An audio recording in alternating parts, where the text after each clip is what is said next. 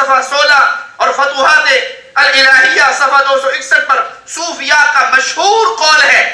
وہ قول سنیے: ہم ان سمندروں کی غوطہ خوری کی ہے ہم نے کہ انبیاء بھی اس کے کنارے پہ کھڑے دیکھتے رہے، ان کو ہمت نہیں ہوئی اندر آنے کی.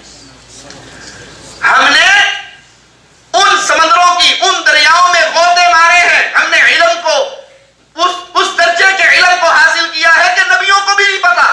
ہم دریا میں غوطے مار رہے تھے اور انبیاء کی پوری جماعت کنارے پہ کھڑی ہمیں دیکھ رہی تھی، ان میں ہمت نہیں ہوئی اندر آنے کی. یعنی جو کچھ ہمیں ملا ہے وہ نعوذ باللہ انبیاء کو بھی نہیں ملا.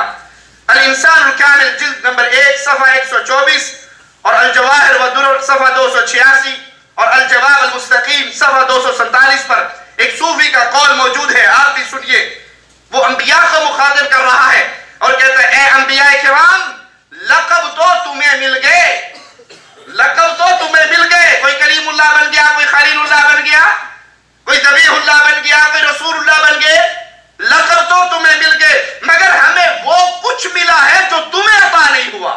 انا للہ و انا الیہ راجعون. اسی لیے ہمارے ہاں انڈیا پاکستان میں ایک نام لیا جاتا ہے کہ یہ شریعت کے ماننے والے ہیں، ہم طریقت کے ماننے والے ہیں. شریعت یہ کہاں سے ملے گی؟ ہمیں انبیاء سے.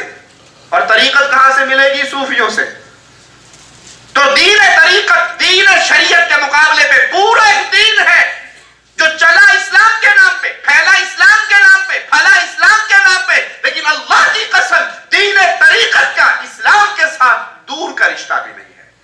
یہ تو انبیاء کو اولیاء سے کم درجے پہ رکھ کر کہہ رہا ہے کہ آپ کو القابات مل گئے، آپ کو نبوت کے لقب مل گئے، لیکن جو کچھ علم کا حصہ ہمیں ملا ہے نبیوں کی جماعت تمہیں بھی نہیں ملا.